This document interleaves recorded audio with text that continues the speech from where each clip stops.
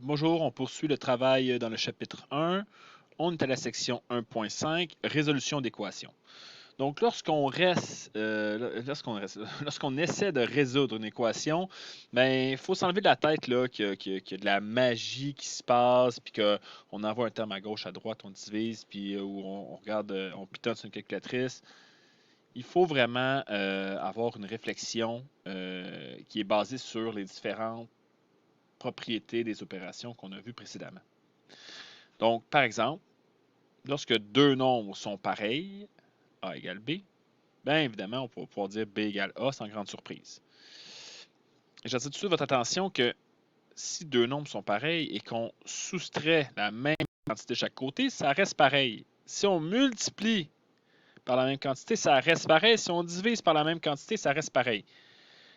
Pourquoi j'attire votre attention là-dessus et que c'est très important? C'est que souvent, ce qu'on va vouloir faire, dans le fond, c'est d'additionner, multiplier, diviser par l'inverse ou l'opposé pour annuler un des termes. Si on veut avancer notre équation, je vais faire quelque chose de bien simple. Si on a x plus 3 égale 8, puis si on veut, qu'est-ce que j'entends par avancer? On aimerait ça avoir comme résultat juste un x d'un côté dans notre casse-tête algébrique.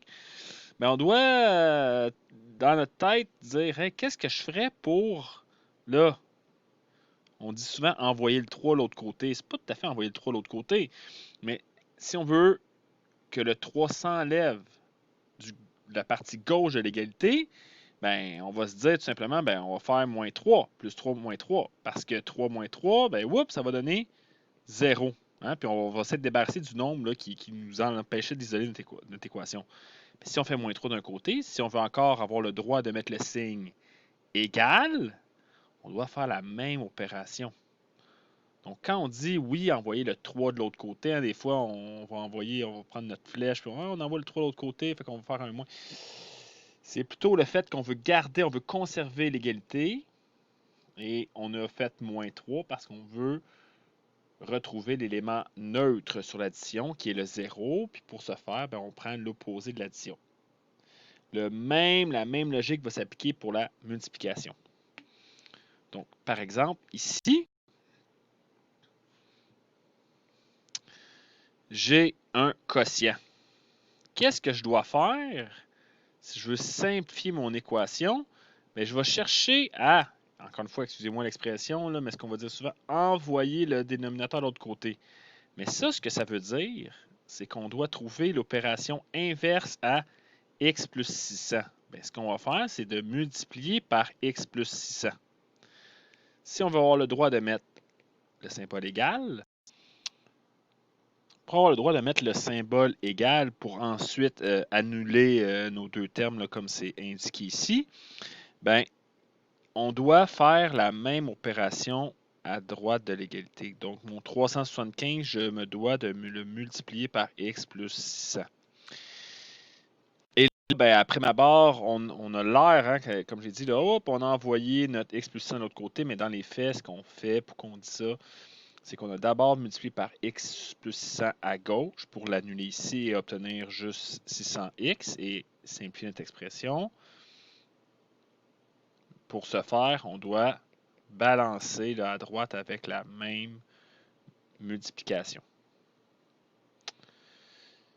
Donc, à partir de là, ben, ce qu'on va faire, on va distribuer notre nombre ici. Donc, notre 600x, lui, on ne touche pas. 375x, ça va bien.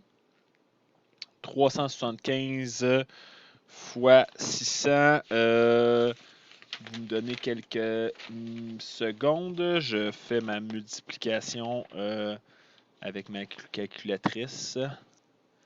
Ça va donner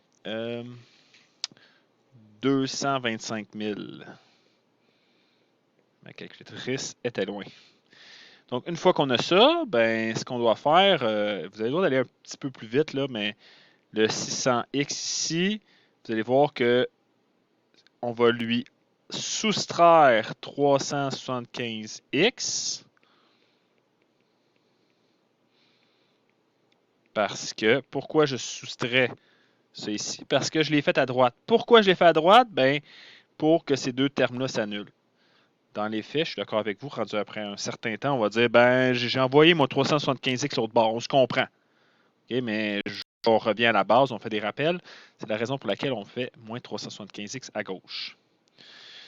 Donc, cela nous amène à donc 600x moins 375x.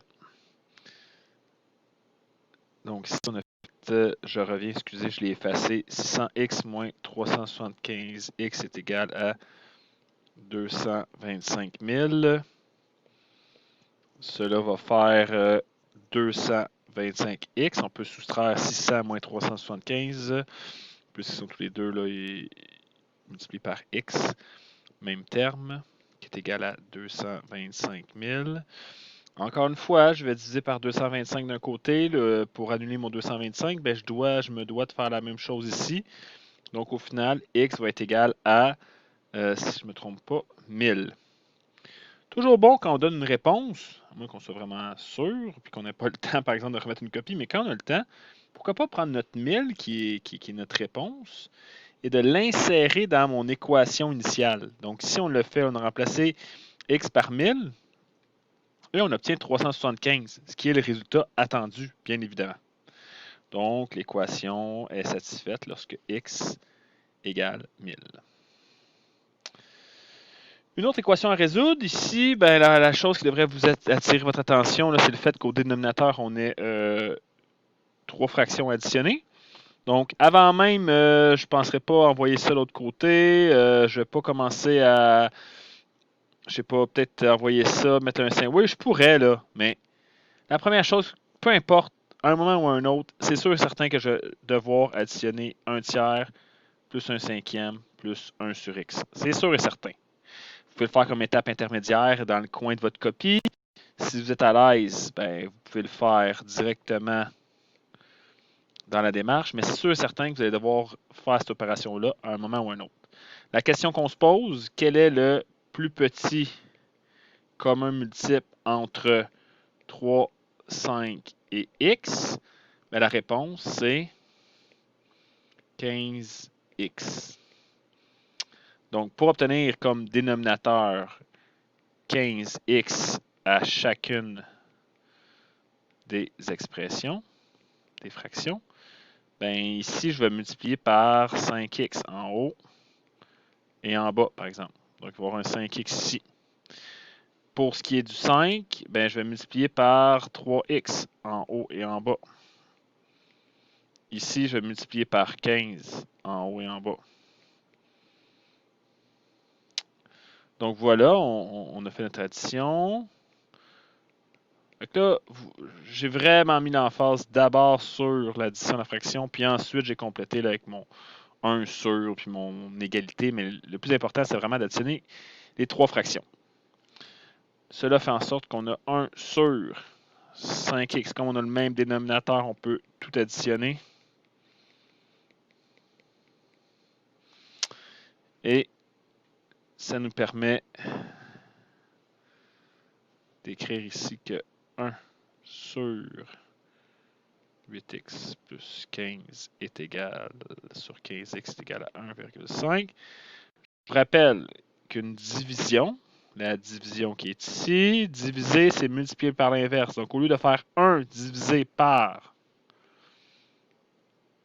8x plus 15 sur 15x, je vais faire 1 fois 15x sur 8x plus 15. Donc, ici, le 1, là, 1 fois, bon, le 1 va disparaître par la suite. Donc, on va avoir 15x sur 8x plus 15 qui est égal à 1,5. Et là, j'accélère un peu le tempo. Donc, juste pour qu'on se confonde, ça, c'était la démarche au début. Je vais envoyer, donc je vais faire 15x. Je vais envoyer mon 8x plus 15 de l'autre côté. Ça revient un peu comme mon exemple précédent. Donc, on multiplie 8x par 1,5. Ça va faire 12x. Ici, ça va faire 22,5.